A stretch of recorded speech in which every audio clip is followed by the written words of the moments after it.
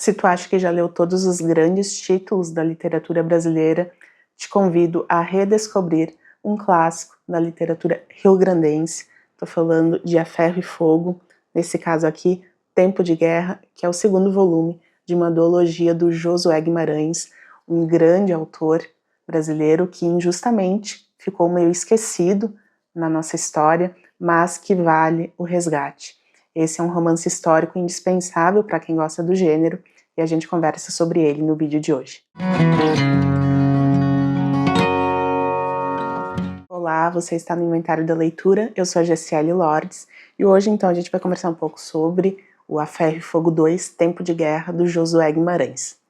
Bom, esse livro ele é a continuação do A Ferro e Fogo 1, Tempo de Solidão, que já está resenhado aqui no canal, então vou deixar o link aqui abaixo para você ir se inteirando também dessa história, até porque essa história não é tão conhecida entre os leitores atuais, embora seja considerada um clássico brasileiro, especialmente da literatura rio-grandense.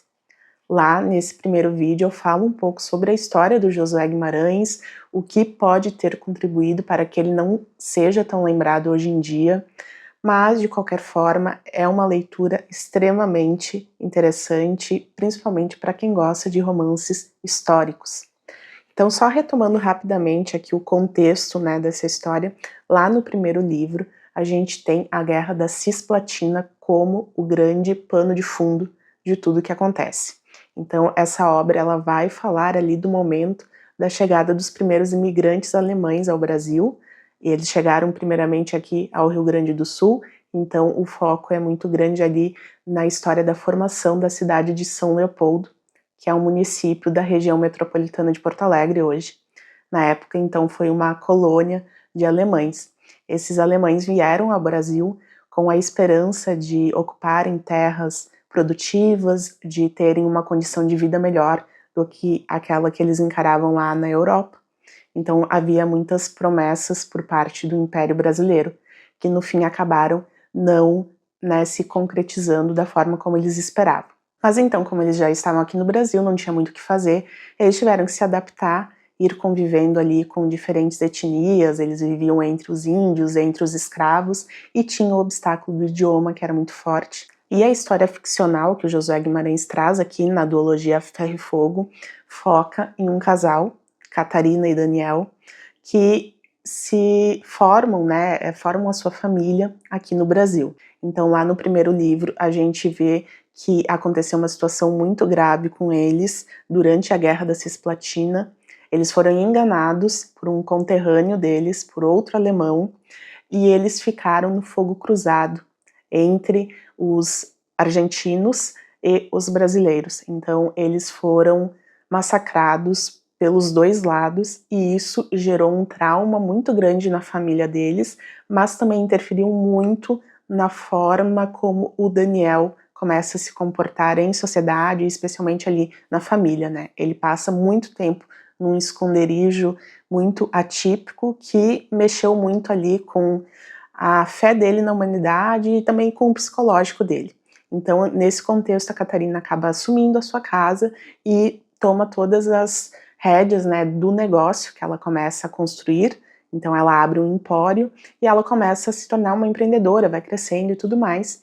Mas tudo isso acontece com um foco muito grande nas relações entre a Catarina e o Daniel, entre os colonos alemães e os gaúchos e o Império Brasileiro, mas tudo de uma forma muito coerente e muito agradável de se ler.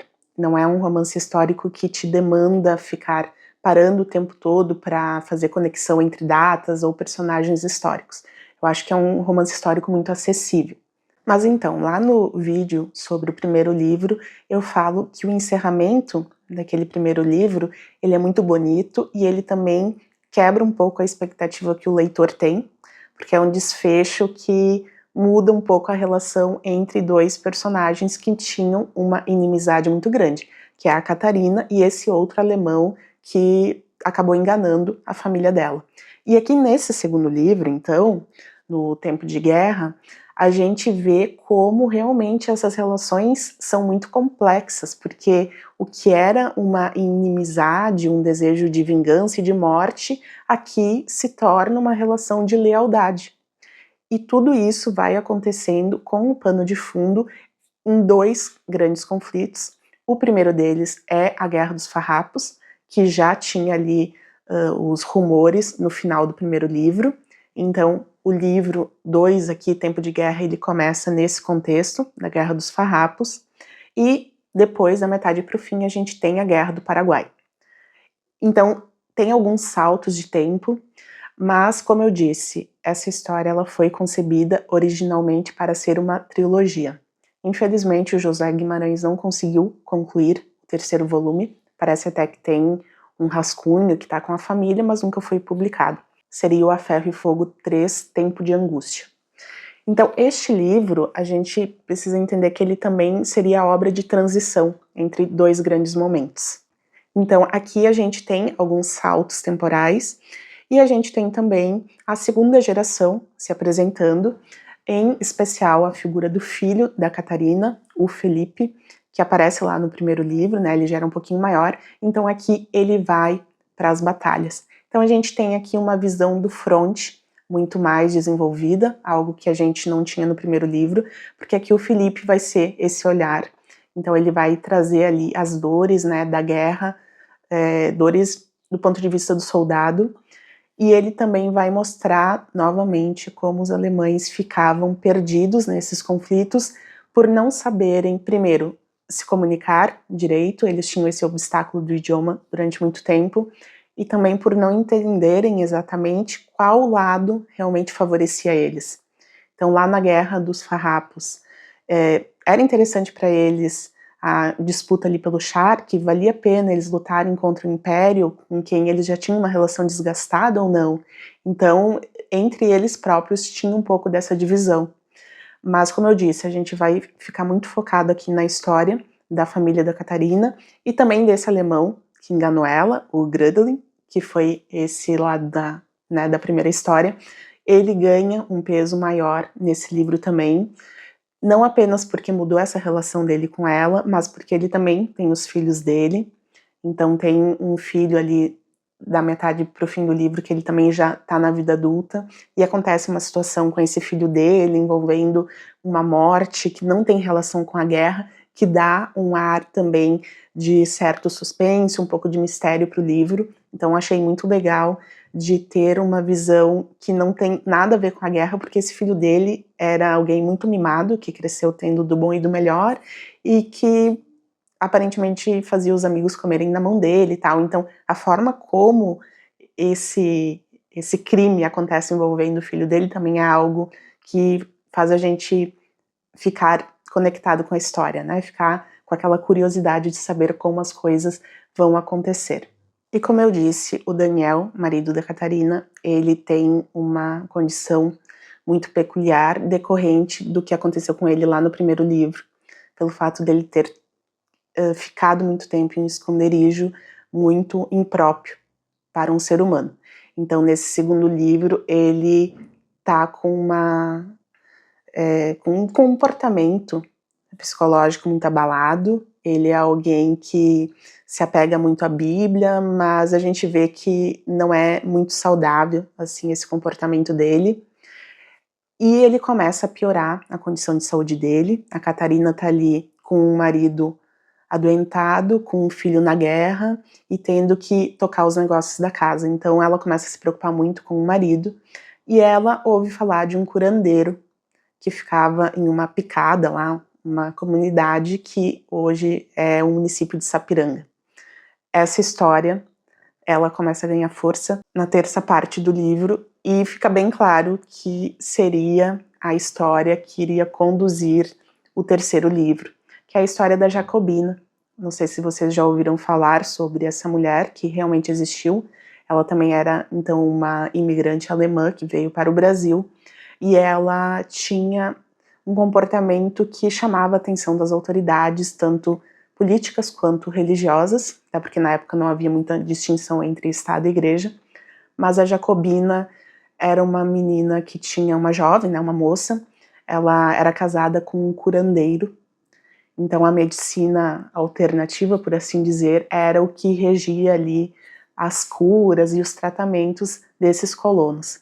Então a Catarina leva o Daniel até esse curandeiro, que era o marido da Jacobina, e daí a gente começa a ver ali a personagem Jacobina. Eu conhecia já um pouco da história dela, porque lembrando que ela realmente existiu, só que eu nunca tinha lido nada muito aprofundado sobre ela. Eu sei que existe um filme também, inclusive o filme foi gravado aqui na região onde eu moro numa região de colonização alemã.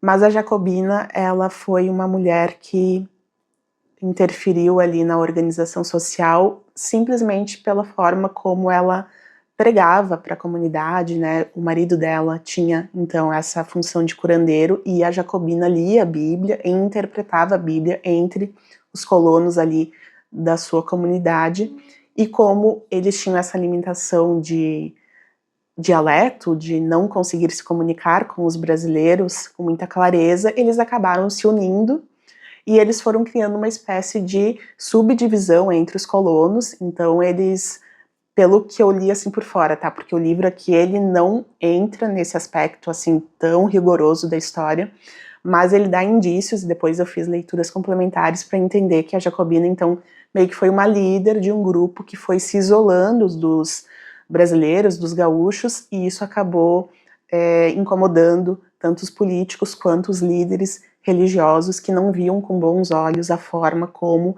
ela conduzia o cristianismo, né, como ela adaptava a interpretação da Bíblia. Então, tudo isso foi gerando ali um clima tenso entre as autoridades, até que houve realmente um conflito e ela acabou sendo morta. Mas o livro aqui, lembrando, né, voltando aqui para a história ficcional, ele não chega a esse ponto. A gente só é apresentado, então, a Jacobina. A gente vai entendendo que ela tem uma aparência um pouco estranha, de fragilidade, ao mesmo tempo em que ela consegue encantar as pessoas ao seu redor. E é ela e o Daniel que tem uma conexão muito forte, porque quando Catarina leva o Daniel até a casa da Jacobina, dela, né, e do seu marido, para se submeter aí a um tratamento, porque a Catarina está muito preocupada com o Daniel tem que passar alguns dias lá para evitar a viagem, era tudo de carroça, muito difícil e tal. Então o Daniel fica alguns dias na casa da Jacobina, e a gente vê que ele, aqui nesse contexto dessa história ficcional, ele é a pessoa que vai ensinar a Jacobina a ler e que vai aproximar ela da Bíblia. Então, juntando esse envolvimento bíblico com o que o marido dela já fazia de curas, né, de ser curandeiro, vai se criando aí uma atmosfera que se aproxima um pouco da ideia de seita ou alguma coisa nessa linha. Então, o livro, ele para mais ou menos por aqui, não tem tanto avanço, mas já nos é apresentada essa personagem, que seria, então, uma das principais no terceiro livro, que, né, como eu já disse, não foi publicado. Então, realmente, teria um outro episódio, pelo menos mais um episódio muito emblemático aqui da história da formação do Rio Grande do Sul, que foi a revolta que acabou na morte da Jacobina. Então, essa revolta, com certeza, seria um dos elementos ali do pano de fundo histórico do terceiro livro, caso ele tivesse sido publicado. Mas então, não temos o terceiro livro. A Ferro e Fogo encerra aqui com este volume. Então, o que eu posso dizer é que é uma leitura muito boa, excelente, que funciona quando você já leu o primeiro. Então, se você for ler direto esse daqui, não que ele não vá funcionar, mas com certeza tu vai perder muita coisa por não ter lido o primeiro. Então eu te aconselho a ler o A Ferro e Fogo 1, depois ler esse, e com certeza em relação ao primeiro volume, esse livro não é tão envolvente, porque como eu disse, ele é uma obra de transição, né? Então os saltos temporais são maiores, as coisas são um pouco mais apressadas, mas mantém a unidade da história e nos mantém muito interessados o tempo todo, ao mesmo tempo em que somos apresentados a novos personagens muito interessantes e acompanhamos a evolução de personagens lá do primeiro livro, que tem uma construção coerente, né? Então tudo isso me faz gostar muito dessa obra. É uma pena que ela não seja mais conhecida entre os leitores brasileiros, mas de qualquer forma José Guimarães tem vários outros títulos aí, vários no sentido de que ainda temos alguns para desbravar, conhecer mais sobre a escrita dele, e eu espero seguir explorando a obra dele, ler pelo menos um livro dele por ano, porque é um autor excelente. Costumo dizer que para quem gosta de O Tempo e o Vento, Josué Guimarães é indispensável, porque a qualidade dele é muito similar à do Érico Veríssimo e ainda mais acessível. Não só porque são obras mais enxutas, né, mais condensadas, mas também porque não há tantos detalhes ali do contexto político, é tudo muito mais sutil e isso favorece o leitor, principalmente quem está iniciando ou quem não tem tanto contato com a história do Rio Grande do Sul, que é muito rica, por sinal. Então fica aí a minha recomendação de A Ferro e Fogo, Tempo de Guerra, segundo livro dessa duologia, que deveria ter sido uma trilogia, mas infelizmente não houve tempo. É uma obra sensacional da literatura brasileira que precisa ser redescoberta entre os leitores de hoje em dia. Espero que vocês tenham gostado dessa dica, e se tu já conhece o José Guimarães, já leu alguma outra obra dele, por favor, comenta aqui embaixo que eu vou querer saber também, certo? Muito obrigado pela tua companhia e a gente se vê nos próximos vídeos. Tchau, tchau!